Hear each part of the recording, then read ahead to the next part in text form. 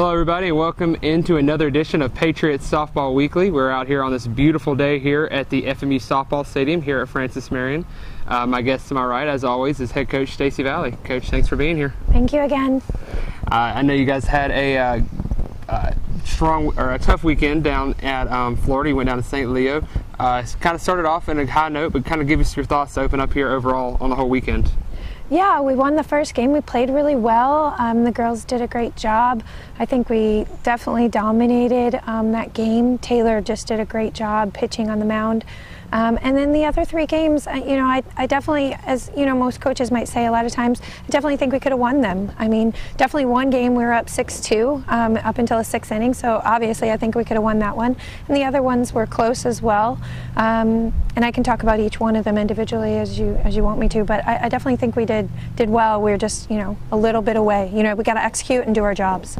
Let's get into the games. You guys played 4 games over Saturday and Sunday. You started off Saturday with 2 games against Nova Southeastern, and as you mentioned, in the first game, Taylor Luff threw a one-hitter. Chrissy Hannenwinkel had the eventual game-winning single in the third, and you guys scratched out the 1-0 victory. Yeah, and the one hitter, it just kind of, it's one of those things because it was a bloop shot. It wasn't even a great hit. Sometimes if it's a one-hitter, you want it to be a great hit. It was just a little bloop shot. So, but either way, a W is a W, so we were really happy about that. That was, outstanding. And Van did a great job coming through at the end there with the single, executing when you need her to.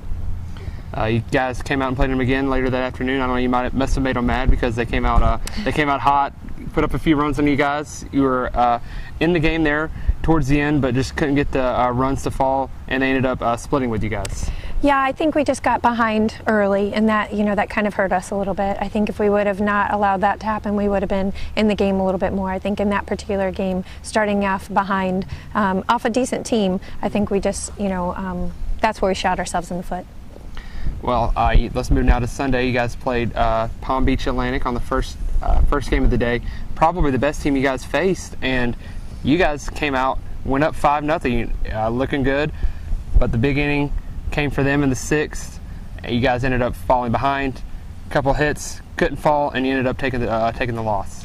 Yeah, I think it comes down to being able to execute and do your job. Each person has a job, and we switched some things up a little bit, and some people just weren't able to do their job for us. We needed them there, and they didn't do it.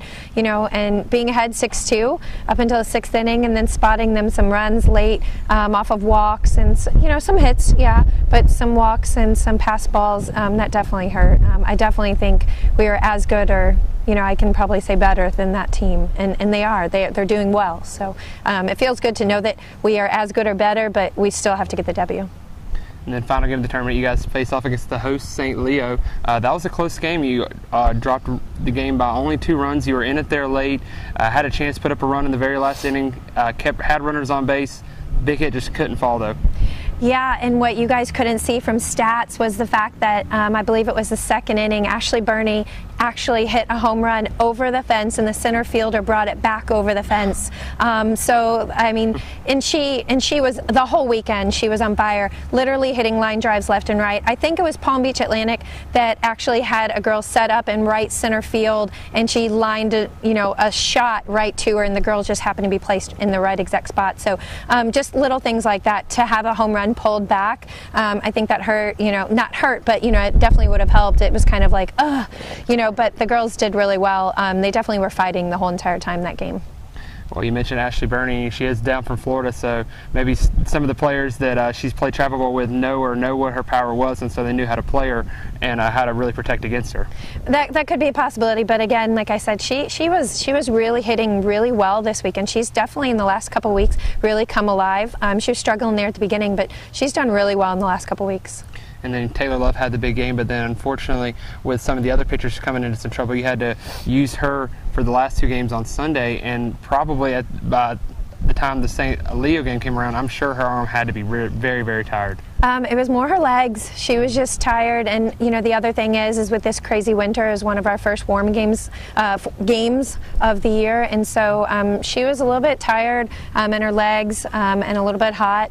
So I think basically for the most part, almost having to throw 4 games over the weekend, it really affected her. So yeah, we've got to do a better job as a pitching staff to be able to help and support her. Well, let's turn the page now. Fortunately, and maybe unfortunately, you guys have 6 more games this week. You travel tomorrow to Hickory, North Carolina to face Lenore-Rhine for a doubleheader down there.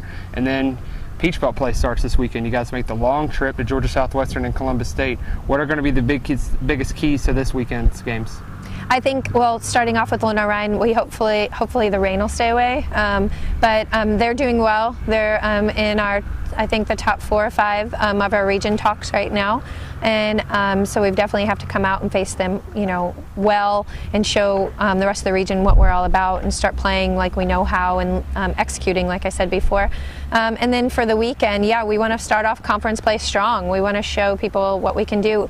Georgia Southwestern beat a top-ranked team this weekend, or maybe yesterday, and so we definitely have to come out strong against them to have a highlight for going into Sunday against Columbus State, who's always a good hitting team, and they're also in the top 4 or 5 of our region at this time too. Yeah, no easy games in the region or the Peach Belt, but hopefully your girls will be up for the task. We're hosting the conference tournament here on this field, so we got to really let the other teams know what they're in store for. Yeah, and also do our job to be here in that conference tournament. So that's really important to us. We want to be able to play and host and feel good to be able to sleep in our own beds and be able to come out on top in conference tournament throughout the play, but definitely at the tournament as well. Coach, thanks for joining us, and good luck to you guys this week. Thank you. Thank you for watching this episode of Patriots Softball Weekly. For full information on the Patriots softball team, visit FMUPatriots.com. While you're there, check out our social media pages at FMU Sports. Once again, for the Patriot Sports Network, I'm Jonathan Davidson. Have a great day, everybody.